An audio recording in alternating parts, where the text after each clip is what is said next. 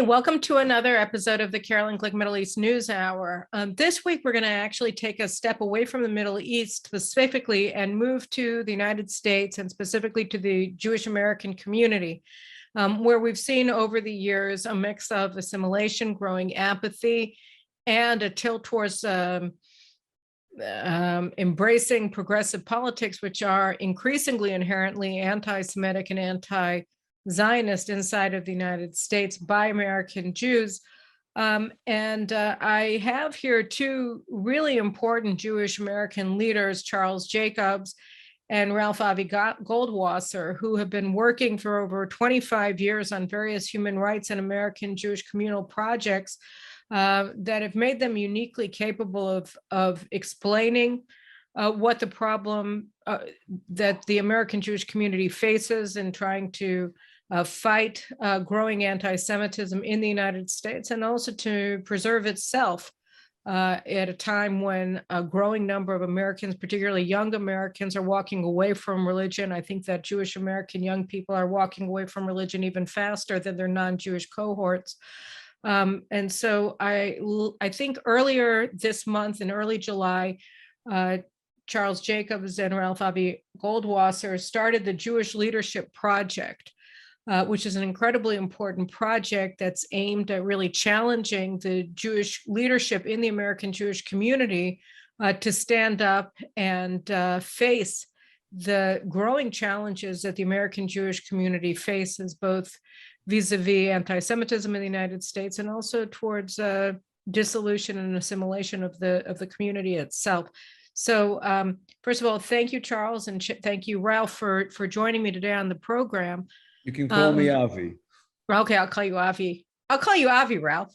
But okay, Avi. So Avi and Charles, can you guys just give me a little background about yourselves and how it is that over the years you've come to the conclusion that this new project, the leadership project, the Jewish Leadership Project, is so necessary, and what you hope to achieve here? So which one of you wants to take it away, and which one of you wants to add in? Go ahead, Charles. Okay, I'll start. So look, let's start with where we are. The Jewish community in America is under siege. We see Jews beaten in the streets of New York City. They're murdered in Pittsburgh and San Diego and Jersey City.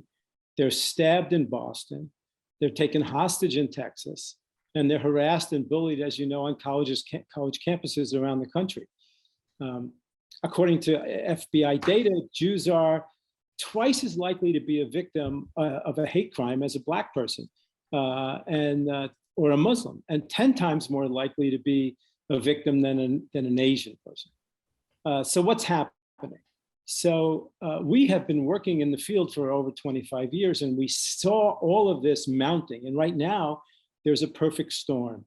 That is that 4 ideological camps are fomenting anti-Jewish bigotry and hatred.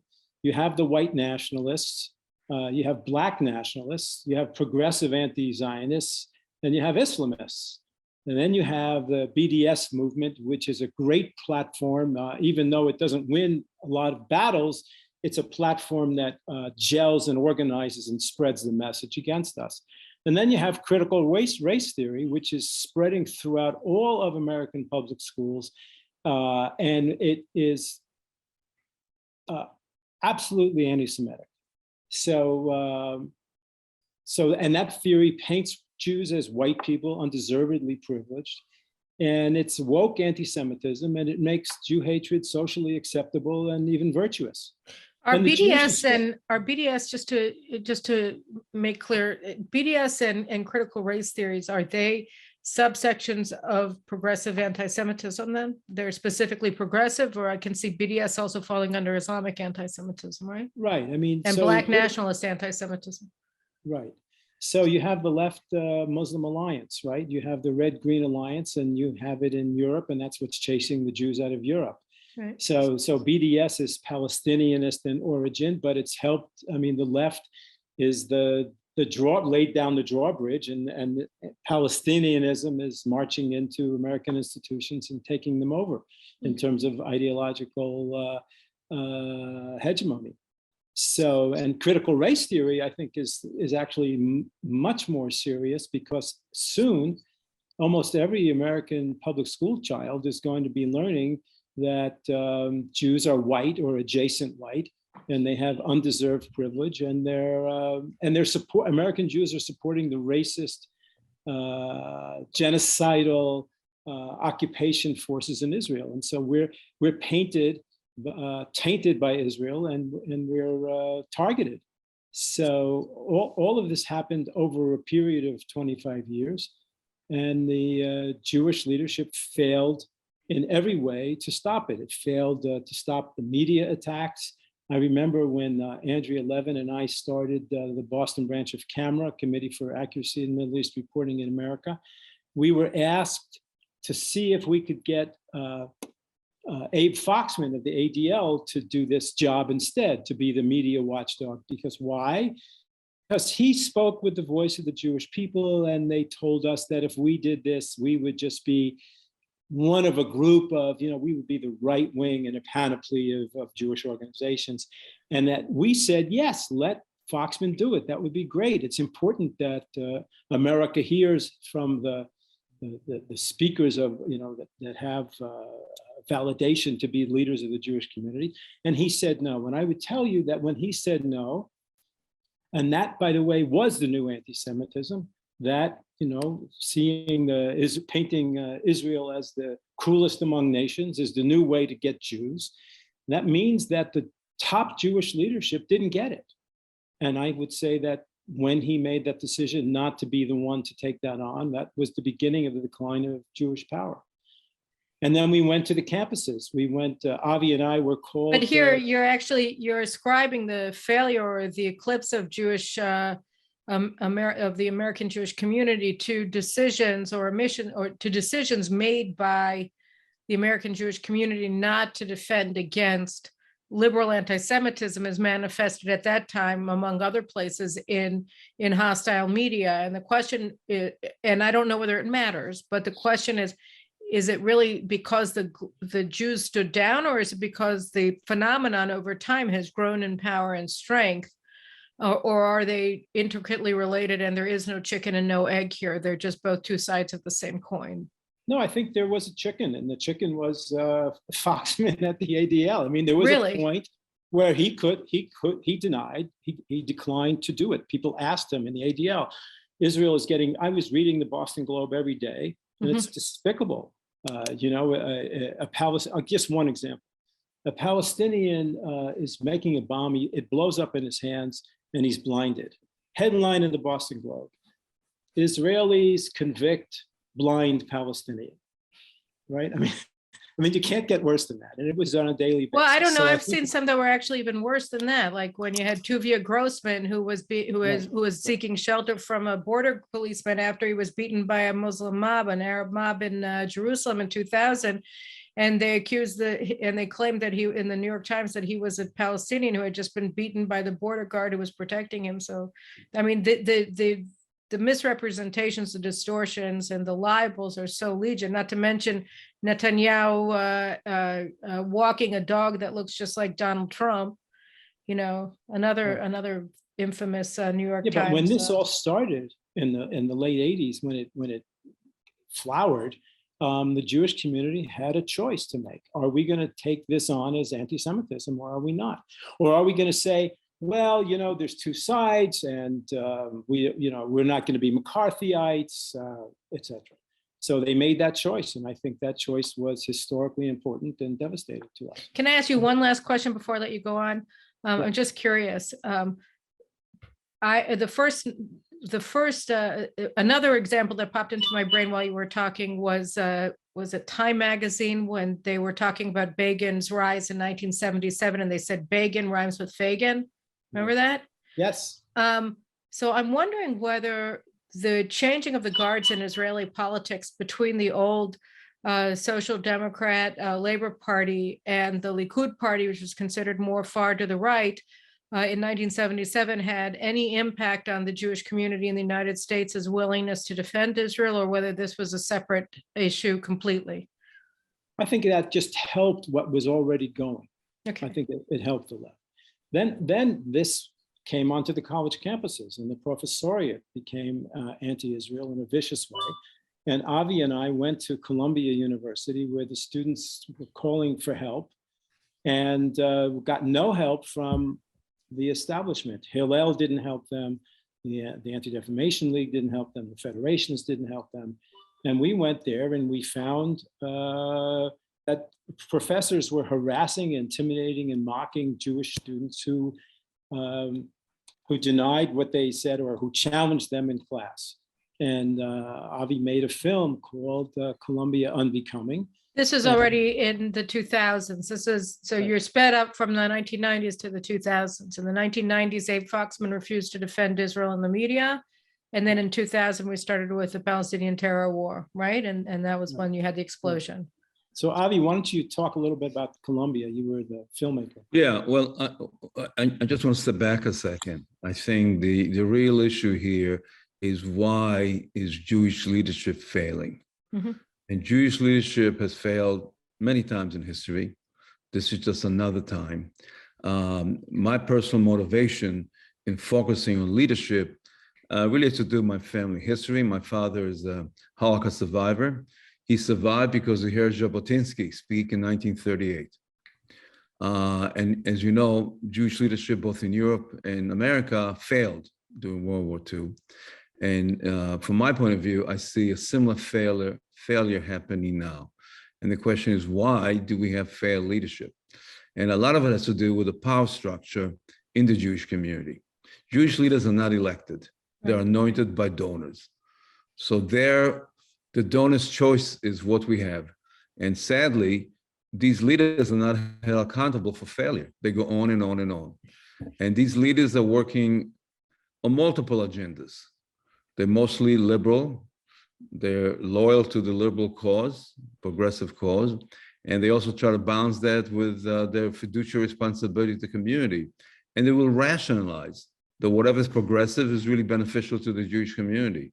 So in our experience, they were always conflicted between dual loyalties to the progressive cause and to their Jewish community.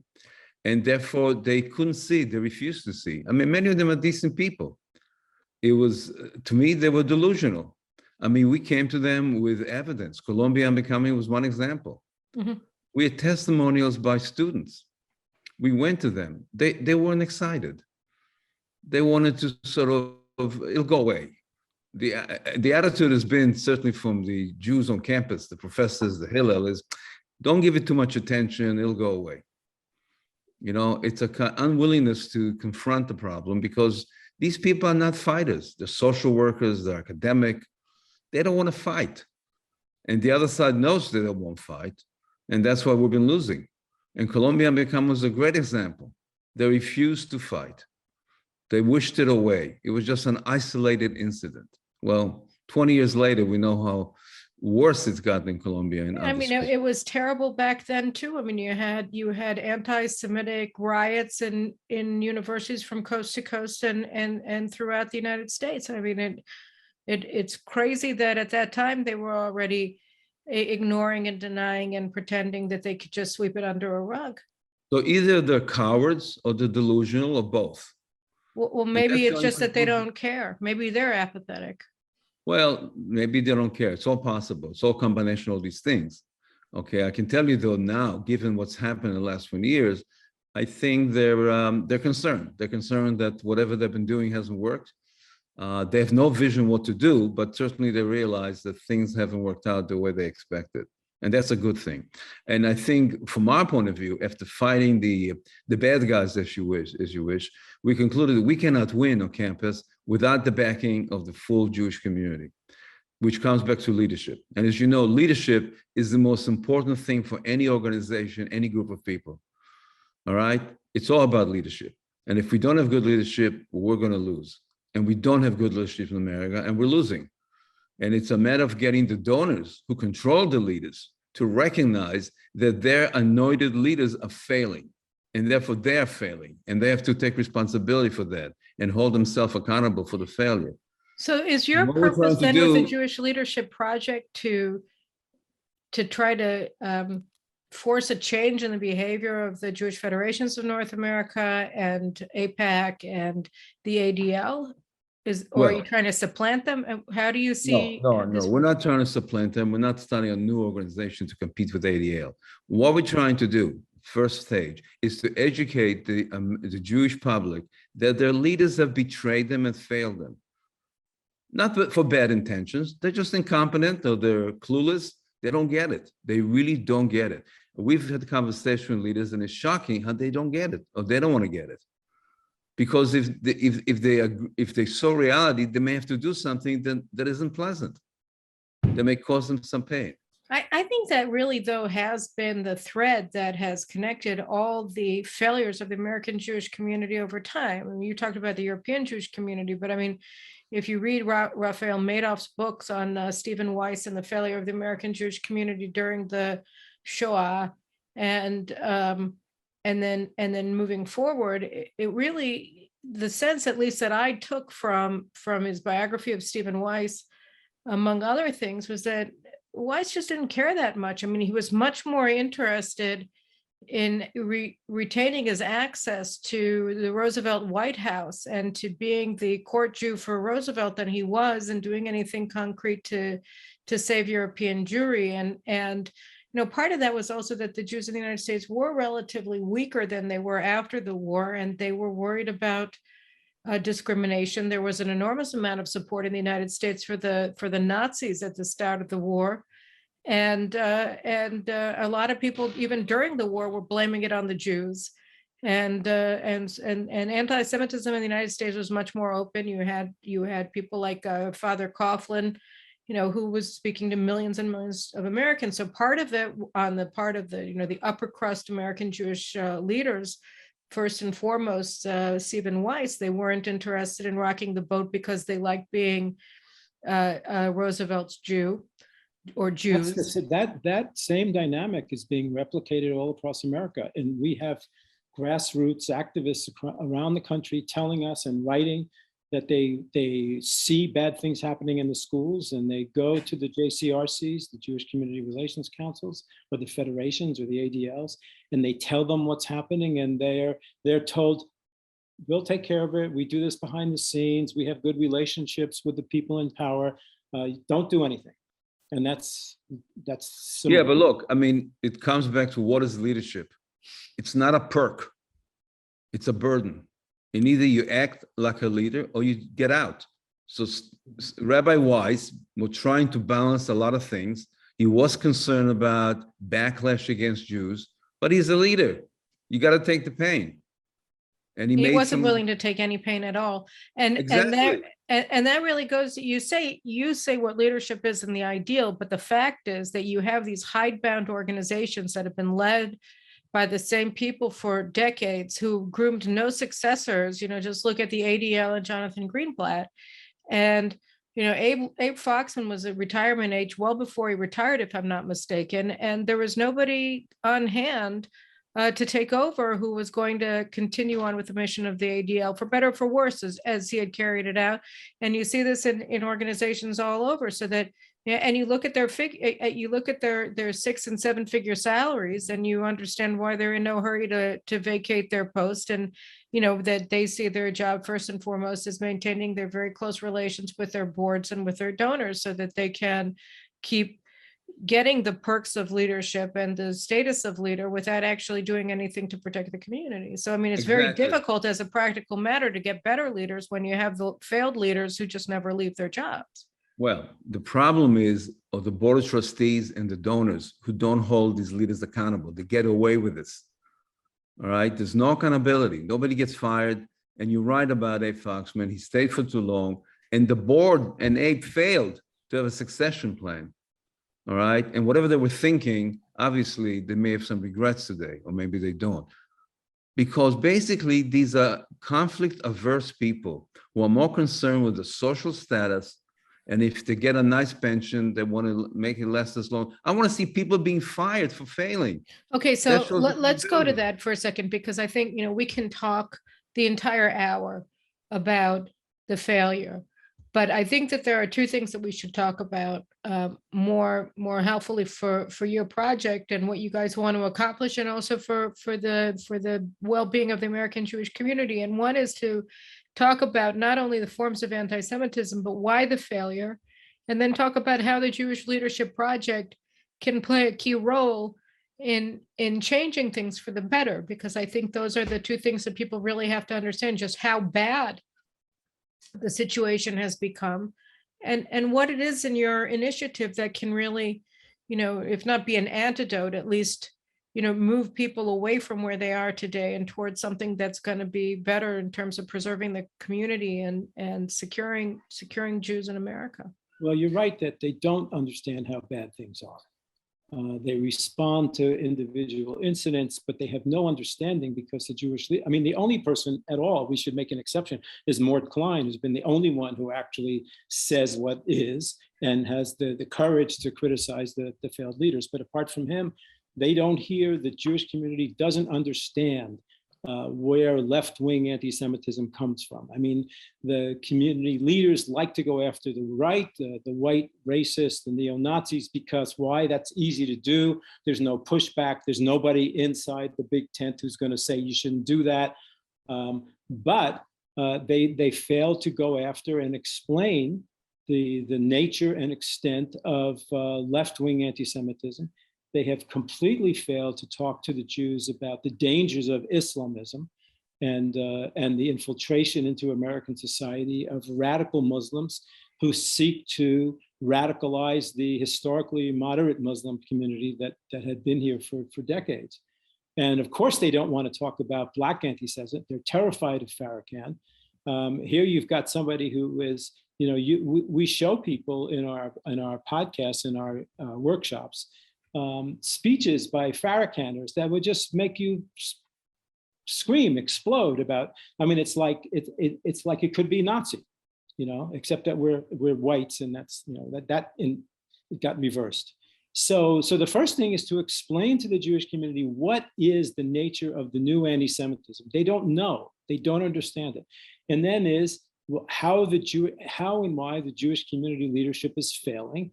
And let's pressure them, let's push them to change.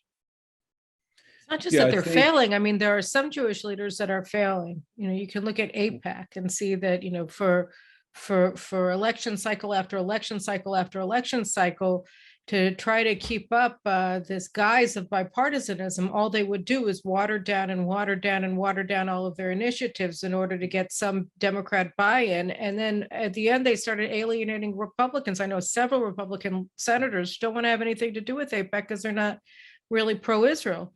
And on the other hand, now, and the J Street challenge to J Street, I mean to AIPAC was that, which is another movie that you guys put out. The J Street challenge, though, to AIPAC was they said they demonized AIPAC as a Republican organization because AIPAC supports people in both parties, and instead of standing up for itself, AIPAC tried to go further to the left to show that J Street's criticism was wrong on its merits, as opposed to being illegitimate completely and appalling. And now you have these and now finally, AIPAC is beginning to wake up. They started their own. They did start to wake up, as you said. They opened up a new PAC that is getting involved with congressional primaries, Democrat primaries. But it's amazing. I opened up on my phone this article from the Jewish Insider, where they were talking about these key races that pit progressive Democrats, would-be squad members, against more traditional leftist Democrats that are not anti-Zionist. And the principal donors to the ones who aren't particularly anti-Zionist or maybe pro-Israel in a loosey-goosey kind of way, they're being overwhelmingly supported by Ken Melman's group, the Democrat Majority for Israel, and the AIPAC PAC. And on the other hand, the anti-Israel squad members, would-be squad members, are being supported to the tune of millions of dollars by J Street's PAC.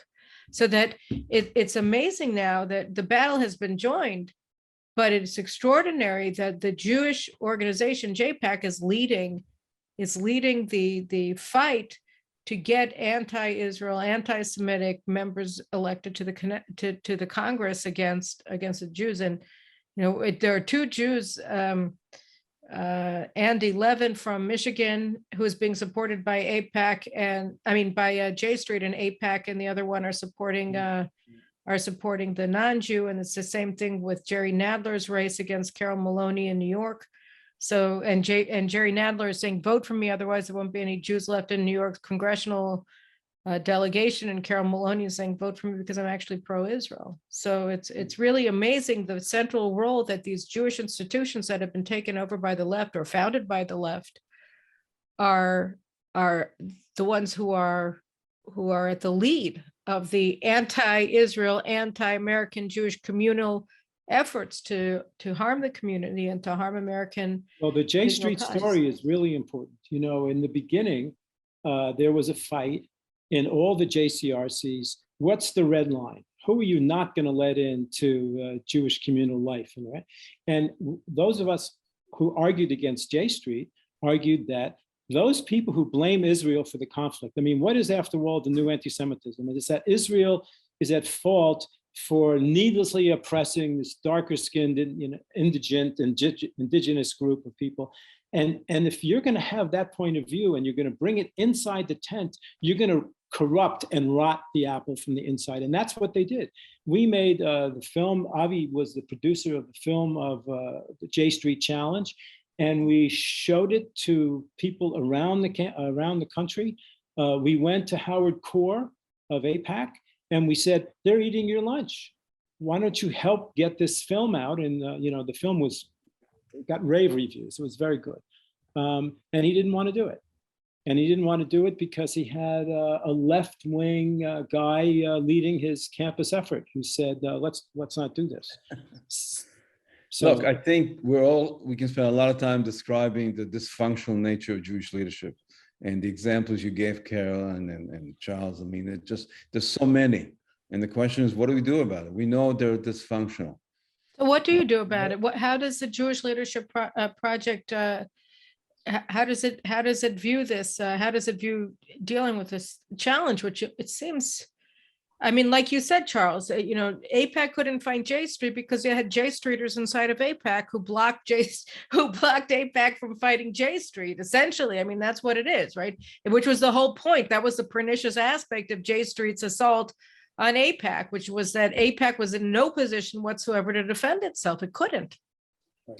Look, it all comes down to a lack of understanding, lack of strategic thinking on the part of AIPAC. We had discussions. We begged them to fight J Street. They didn't think it was worth fighting, okay? But that's true about Jewish leadership in other areas. Well, look, we're a small organization. It's a grassroots, it's a startup. We are mobilizing local activists to challenge their local leadership. We're not taking on AIPAC or ADL. We're going to take the local rabbi, the local federation. It's much easier to pressure them. And the way to get to them to change is to get to their donors. They all serve at the pleasure of the donors. So we need to get to the donors. We need to educate the donors. We need to educate the community to put pressure on the donors to take action and hold leadership accountable. Do you have any case studies where this kind of thing worked? Yes, we had one place where the activists were successful in educating the donor. The donors are not stupid, all right? They may be— They care? By and large, are the donors— they care to some extent. The question is, what do they care more about, the social status or the Jewish community? Well, we need to make them care. We need to figure out what will make them care. And we know that when it comes to Jews, shaming is a powerful thing. As long as the donors are unknown, nobody knows about them, they're the ones pulling the strings, they're not going to do things. When we did Columbia Unbecoming, Caroline, we learned one lesson, that despite all the evidence that we brought to the Columbia trustees, the Columbia president, the provost, that didn't move them. Logic, facts, reason, decency didn't motivate them. The only thing that motivated them is pain.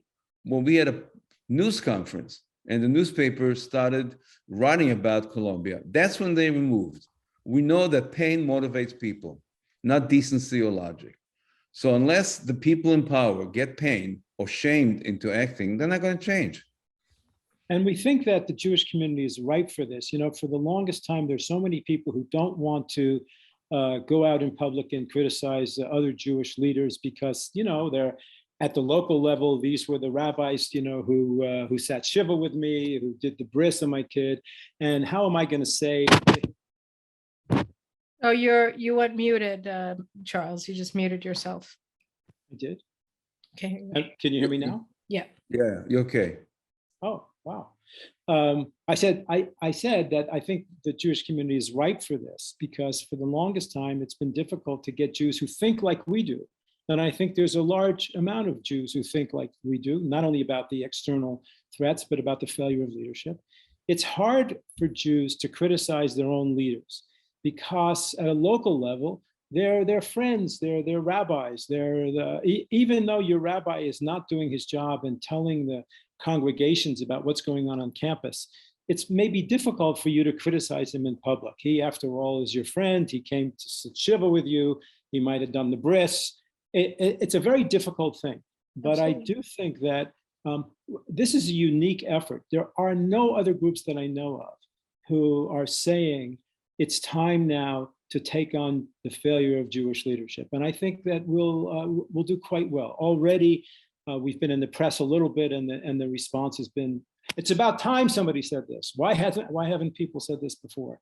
So I think that it's time.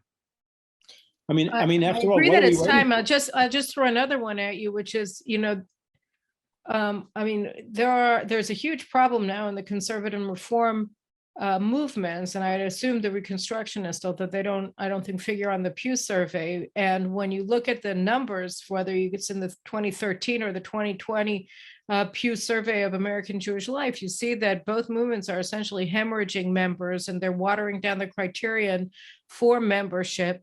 And then by doing that, and particularly in the reform and letting in non-Jewish spouses to be presidents of shoals and things like that, then it just becomes all the worse. So that when they water down the religious meaning to nothing, to whatever the lowest common denominator is, when lowest may be underneath the floorboards, they replace it with progressivism, wokeness, J Street-like social action. And there's no end to funding for organizations like Bend the Arc and others that are going to go into these dying communities and transform them into, you know, Marxist action groups. And so most, or I wouldn't say most because I have no idea, but a lot of normal people, normal Jews who are committed Jews who have been in conservative and reform congregations for decades are just leaving, and they're either leaving the community or they're going to the Chabad, but they're not starting new synagogues, because the truth is, in a lot of these communities, they're a very tiny minority, 10%, 15% of their community that says enough is enough, we can't do this.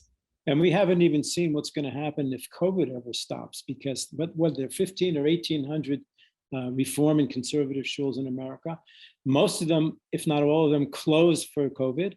I mean, we're talking to rabbis who are shivering, thinking, what's going to happen when we try to reopen? Is anybody going to come back? And it has a lot to do with their failure to defend the Jewish peoplehood and Israel. And it has a lot to do with, I think, a threshold of intensity in Jewish life, which many of them don't reach. And they've all become tikkunistas. I mean, that's the new, they've traded Judaism in for socialism under the banner of tikkun olam, the false banner of. Oh, no, I know. And we have a very bizarre phenomenon here, which in Israel, which is that the heads of the leftist parties like Yesh Atid leader, caretaker Prime Minister Yair Lapid, Merav Michaeli, the head of the very post-Zionist Labor Party, they're latching on to the reform and conservative movements and trying to empower them in Israel. And suddenly, for the first time, we're seeing government documents with concepts of tikkun olam appearing in them.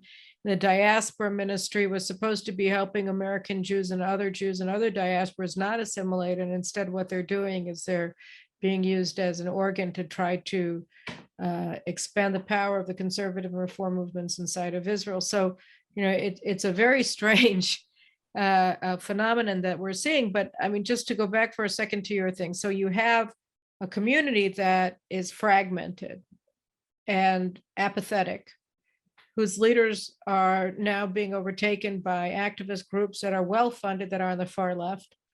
And they're moving in that direction in the hope of reaching a new common denominator. And you think that under the circumstances, shaming the leadership is going to make them do something else? Well, look, it's been any time in Jewish history where anti-Semitism rises, you get a lot of people running away, but then you get some people who become steeled to it. Right. And I think that Jewish community is extraordinarily talented. It's got a lot of brave people, but they're not organized to take this on. All the good people so far have been doing the work of sticking their fingers in the dike, right? They work with camera against the media. They work with other people on campuses. They're fighting the external fight. Those people also need to now begin to think about, can we win that only doing that without changing leadership? And I think the time has come that they will think that. I think that you're probably right, because I think, well, I mean, you look at the levels of insecurity of the American Jews in terms of fear of anti-Semitism. I don't know whether it's been higher in the past, but it certainly hasn't been higher in the past 50 years, right? Well, 40% of Jews now do something that hides their Jewish identity, either not wearing Jewish clothing, identified clothing, or not going online and posting in Jewish things, or not going to Jewish events. So that fear is there. 90% of Jews think that anti-Semitism is a problem. I think that the fear is there. Even the most progressive Jews I know are getting to be very uncomfortable. And I think they recognize that Jewish leadership is not effective in fighting against the hostility toward the community. They recognize that, all right? And I think that's the opening here. They don't know what the answer is, but they know there's a problem. They're not comfortable. They could, for a while, pretend there's no problem, go back to playing golf in the stock market. But I think things are getting to the point where they're getting uncomfortable, and that's good. And we're trying to mobilize young Jews to understand that their future is being jeopardized by these failed leaders. They have the most at stake here. So can you give me some examples of the kinds of things that you're doing? I mean, you guys have been involved with this. Well, so you made the two films, which were extremely important, the J Street Challenge and Columbia Unbecoming. So you're going to do more films? Or are you going to have you done more on what's the grassroots level activism going to look like? Yeah, what we're trying to do is mobilize local people, because it's got to be a local campaign, and educate them to train their community about the failure of Jewish leadership, to put pressure on Jewish leadership when they're exposed as being a failure. We hired a young woman who will help us organize young people who have the biggest stake in the future. It's like the Greta Thunberg telling, how dare do you jeopardize my future? I mean, if you're a young Jew today, you look at the trend, you should be worried if you understand what's going on. And therefore, we think that there's, by the way, I got to tell you, we spoke to many people. For whatever reason, it's mostly young women. They are active and willing to fight, having difficulties finding young men. Some amazing. Well, I think men are being so silenced and kowtowed by the critical race theory and the anti-toxic masculinity and all of the rest of it that it's possible that they're too. Okay, we'll get the women. That's okay. But I was just going to say, for instance, I remember several years ago, a woman named Sloan Rathmuth, who I think you probably know. She was a parent in North Carolina, right. I think in Durham, and she was sending her kids to a Jewish day school there, and she discovered that the teachers there were BDS activists, and I think it was actually in 2014 during caste-led operation, the Hamas-Israel war in 2014, that the teachers at her Jewish day school were teaching the children that Israel was a criminal Nazi state. And she tried to do something about it, but you see that the people who are going into rabbinical school, you see that the people who are teaching Hebrew school, the people who are becoming Jewish professionals are increasingly woke and antithetic and antagonistic to Judaism, and they're the ones that are now taking leadership roles in the Jewish community, which is a disaster so of Soviet proportions. That's the situation. Now the question is, what do we do about it? It's all true. So what could you do if Sloan came to you today and said, "Look, we have these woke teachers at our Jewish day school. How can you help me?" We need to launch a campaign to identify who has the power in those schools. Okay, who are the donors, the leaders, and they need to be exposed for what they're doing. All right. I mean, all we can do is educate people and hope that they will shame them to do the right thing. There's a problem in Jewish schools, absolutely. Okay, it's not well publicized. Okay, because the leaders don't talk about it. All right, it's step by step. The other side has been very clever. Okay, like the left, they're marching through the institutions. We're asleep. Our leaders are asleep. They don't want to create any waves. Well, we have to hold them accountable to that. It's not easy, but it's case by case on a local basis. It's much easier to get rid of a local rabbi than to get rid of the head of ADL. How do you compare when I think about the penetration of Jewish organizations by anti-Semitic Jews who want to advance an anti-Jewish agenda inside of Jewish institutions, it really does remind me of the situation in the Soviet Union, where you had, what was it called in Russian, the Jewish section of the Nevsektia. The Nevsektia, whose job it was to destroy yeshiva life in the early days of the Soviet Union and destroy the rabbis and all the rest of it, the Jewish institutional structure inside of Russia and the Soviet Union. And it's really a miracle that 70 years later, you still had what were called the Jews of silence, who were so oppressed by the Soviet authorities as Jews, and everything was done to prevent them from being Jewish. And how similar do you think, when you look at the Nevskeksia and you look at the Jewish leadership today, or the Jewish activists today that are promoting an anti-Jewish agenda, how similar do you think that they are? And what do you think explains, if you have an explanation, and if not, we can leave it, but the fact that the Soviet Jews were able to survive as Jews? Because right now it looks like the American Jews are less successful. Look, I think it's the same playbook by the same ideologues. And the sad thing is that the establishment is not aware, is clueless, a reluctant fight, too cowardly, and it's happening. We're watching it step by step. But it's not well publicized. Look, what we're doing is new and unique. People have a sense that the Jewish leadership is failing, but we're going to make it a topic of conversation. Okay. We're going to make it a discussion point. We just edited an edition of White Rose magazine where we collected 13 essays of very good people: Jonathan Tobin, William Jacobson, Thane Rosenbaum.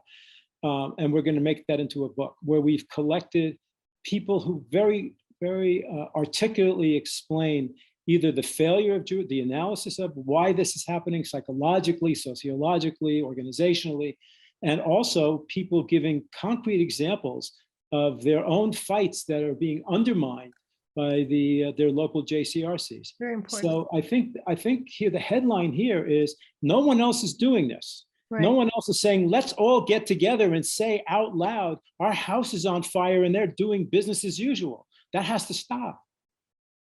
And in fact, one of our first demands is to ask Jewish leaders in local communities to understand that we're under assault, we're under threat. And if they understand that, they have to declare a state of emergency. and reprioritize whatever initiatives they have to focus on protecting the Jewish community. If they don't do that, they're not serious. They don't get it. They can keep working on refugees and trends and everybody else. They have to focus on the threat to the community. But that's really, isn't it, that, I mean, there are two challenges, and I guess I keep going back and forth in my questioning about them, because one of them is the assimilation and the other one is the threat. Because the assimilationist trend is very strong. I just read another article today about Jewish organizations that are taking the Jewish out of their names. And we saw it with Hayes, and we're seeing, you know, they were talking, it was an article about organizations in Los Angeles that the Jewish Vocational Service is now calling itself something else, taking Jew out of it. The Jewish old age home is taking out the Jew in their name. And it's really, and part of it is maybe because they don't want to be part of a Boston mapping project in LA, but part of it is also, you know, perhaps, which was actually a really incredible thing. And I don't think it's going to be the last. I think it was the shot across the bow, and you're going to have more of that, because there's always more of that. After something shocking happens for the first time, the second time it happens, it's less shocking. And the third time it happens, it becomes common practice. But the Jews' response to this is to hide the fact that they're Jews. It's not just the 40% of American Jews who are hiding, you know, they're taking action to not identify as Jews. It's also Jewish organizations that are now taking action to not identify as Jews. So that's one problem, which is that the Jews just want to check out. They don't want to deal with this. They don't want any confrontation whatsoever. And the other problem is, you know, you do have, and I think the Tikva Fund has tried to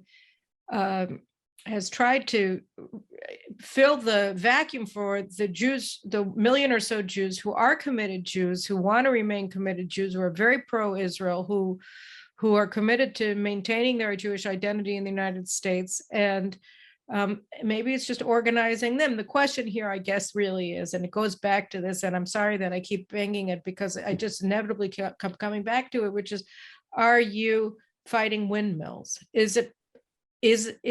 Or should you be building organizations for the Jews who actually care, who are actually already in the fight and need to know about other people, need to feel solidarity, need to feel that they're not alone, need to understand that they're part of a movement of American Jews that are standing up for themselves as Jews.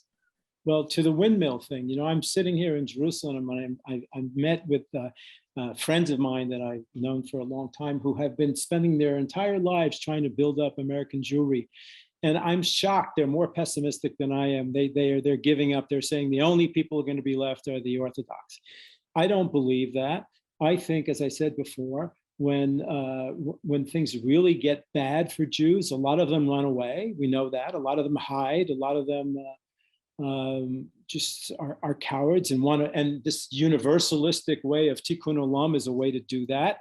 But a lot of them will buck up and will feel the call of history and the call of nationhood and peoplehood and justice, and they will be strong. And so our job is not to do what Tikva is doing. Tikva is doing the best, I think. It's magnificent what they're doing. Our job is to ring the bell and tell the rest of the Jews, watch out. This is really coming down upon you and you're not protected. So let's think about something to do. So I think in that way we can build a strong community. It's not going to be a majority right now, but it's going to be a strong counter to the failed leaders. And do you have anything to add to that, Avi? Well, I think we're a small organization. I think what we're trying to do is educate the public. Hopefully leaders will emerge from that effort. Hopefully there'll be some movement. Hopefully, because it's decentralized, different communities will try different things. And if something's successful, it can be adapted elsewhere. We have a success story in Providence, Rhode Island, and there'll be others. But that's what it is. It's a grassroots effort. We don't have millions of dollars. We don't have thousands of people. But we think that times will prove us right. I think that things will get worse and people will connect the dots. My own father heard Jabotinsky tell him to leave, but it's just one person's opinion. He didn't do anything. But the Nazis came, he connected the dots. But because he heard Jabotinsky, he could connect the dots. And the point here is that we'll educate the public, and at some point they'll connect the dots. And things are happening fast enough for them to re-examine their assumptions and how much confidence they have in Jewish leaders who are paid to protect them.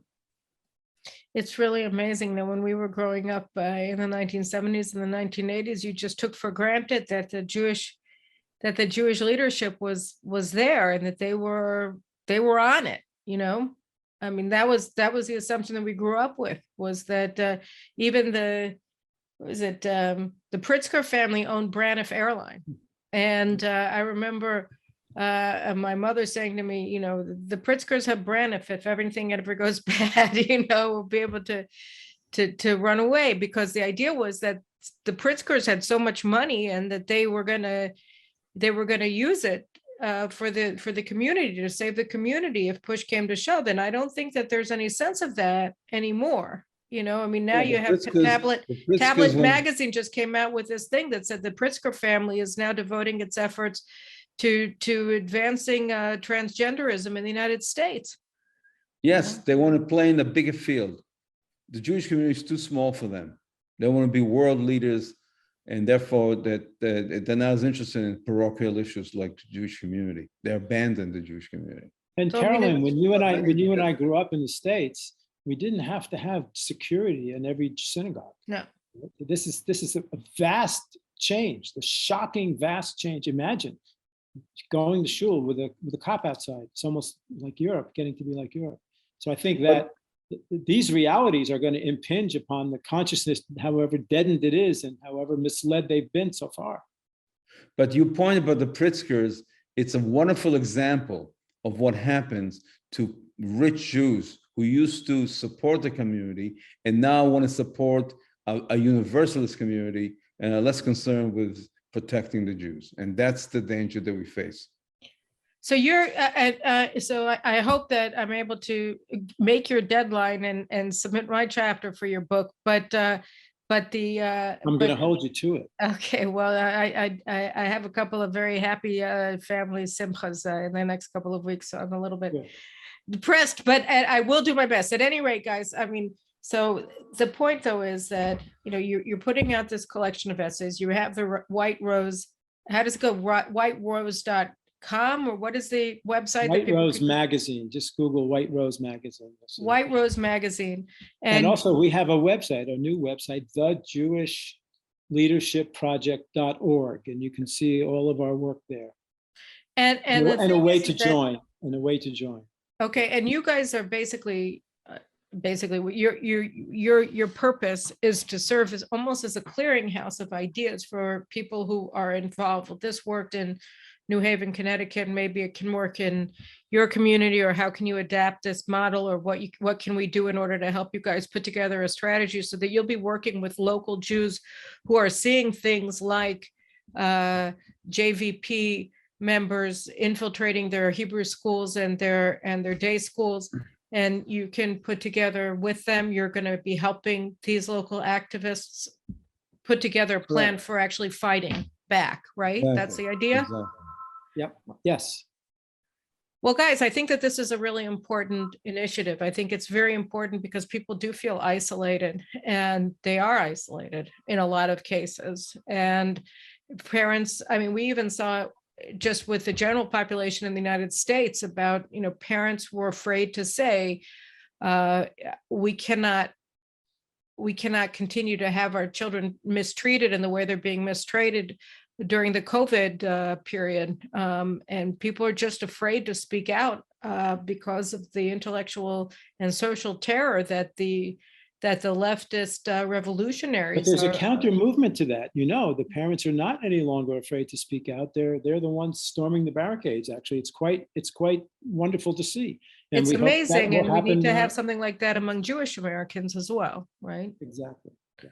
And it's not, of course, only against the Jewish institution. So that's the other aspect to it. It's also against the critical race theory people. I mean, you were going after it in Newton, Massachusetts, like 15, 20 years ago, when this first started appearing in public school curricula. And we right?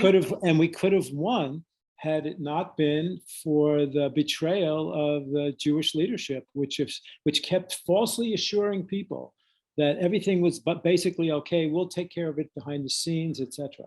So here's a good example.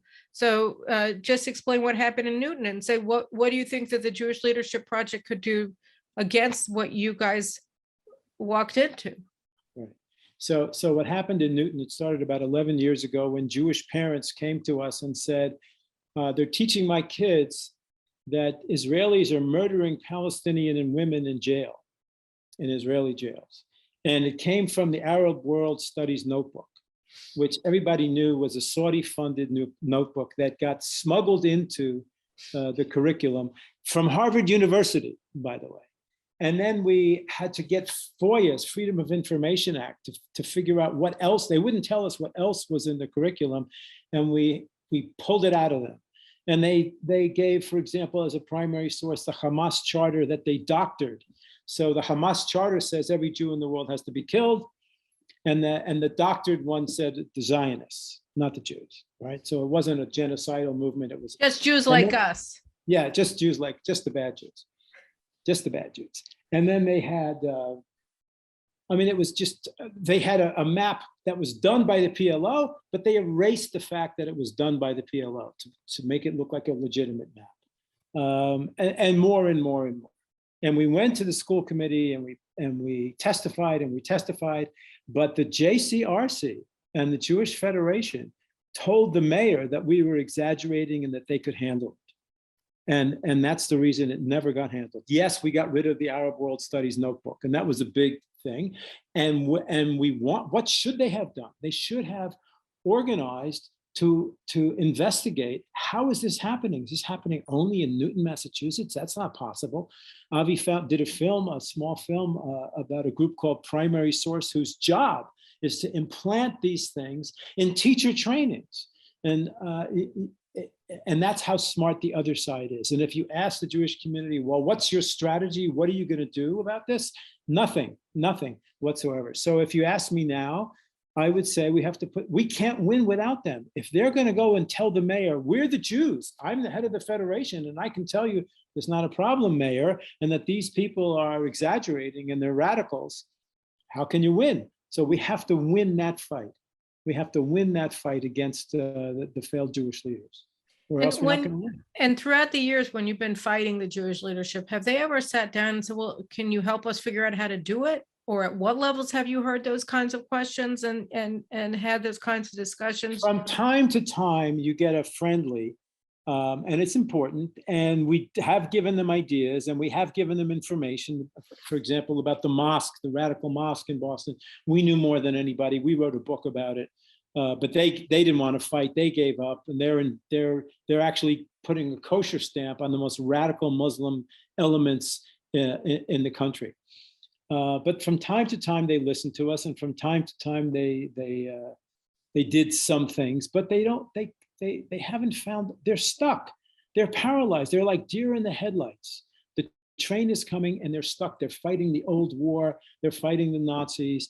They're thinking that if we ally with other victim groups, we'll be one of the victim groups, and therefore we'll have an alliance with them against the right. Well, that might have been 20 years ago, but progressivism, wokeism is eating classical liberalism's lunch. And you can, and these people haven't thought that through. They don't know what to do. That's the danger. They really don't know what to do. Even if they wanted to do something better than they're doing, they don't know what to do. So we are trying to talk to them. We have back channels to them. We do talk to them, but for them to pivot, wow, hard. I'm terribly afraid that it'll take more Jewish blood in the streets for this. As Avi says all the time, it's not logic, reason, data, facts that moves people. It's emotion. So we're just trying to move the curve faster. We're trying to advance the learning curve quicker than just by events. Well, I have to wish you the best of luck. I think the situation really is dire. It's dire, and I think one of the problems is that the American Jewish community can't understand that it's been eclipsed. It's been eclipsed in the Jewish world by Israel. It's been eclipsed, which is a good thing, it's been eclipsed in American politics by the woke revolution that's overtaking all of the institutions that they identified with. And and they're being overtaken by their own assimilationism. And I think that, the people who want to stand up, the good Jewish people in the United States who want to maintain the Jewish community and want to be strong and have a voice in America, that they have to really work together. And I think that the Jewish Leadership Project is, you have to be applauded for trying, because I think it's really important not to give up the good fight. So, any parting words that you want to give wisdom before we move on? Well, the Jewish community has faced terrible situations in the past, worse than this. The Jewish community has within it talented, creative, brave people, and we need to rally them. And this is, by the way, this is where the action is going to be. This fight here about the failure of Jewish leadership, I think, is going to be where the news is going to be, where the action is going to be, where the fights are going to be. So stay tuned. Okay, Avi? The other point I would make is that nothing is impossible. I've been in a dozen startups. They're all acts of faith. There's no guarantees. There's no guarantees that we'll succeed here. But persistence is important, and we're going to keep fighting as long as we can. And hopefully something will come out. But we're going to keep on fighting, and we need to get other Jews to join the fight, to recognize that their future, the future of their children and grandchildren, is at stake here. They cannot be passive, be on the sideline. I couldn't agree more. I've never seen things this bad in America, and I've never seen things this bad in the American Jewish community. And you're absolutely right. I mean, I think that you can't afford not to fight, because everything is at stake, whether you're fighting the woke revolutionaries in a Jewish context or in a non-Jewish context. The future of freedom in the United States, the future of freedom in the land of the free and the home of the brave, that's what is in the crosshairs right now. And the Jews, as you said, are the canary in the mine shaft. And what happens to the Jews never ends with the Jews, as Robert Wistrich said, the late Robert Wistrich. And we have to just make sure that there are Jewish voices that are crying out and fighting this. And I think that you're giving people a mechanism to fight it together. So I congratulate both of you on the initiative. And obviously I'm here to get your voice out as far as I can. And there are a lot of good people in this fight. It's all of our fight, and we all have to fight it together. So thank you guys very much. And we'll see you again next week for another episode of the Middle East News Hour. And just don't lose faith. It'll get us much, much further than we thought it would. So thanks very much. Take care. Thank you, Karen.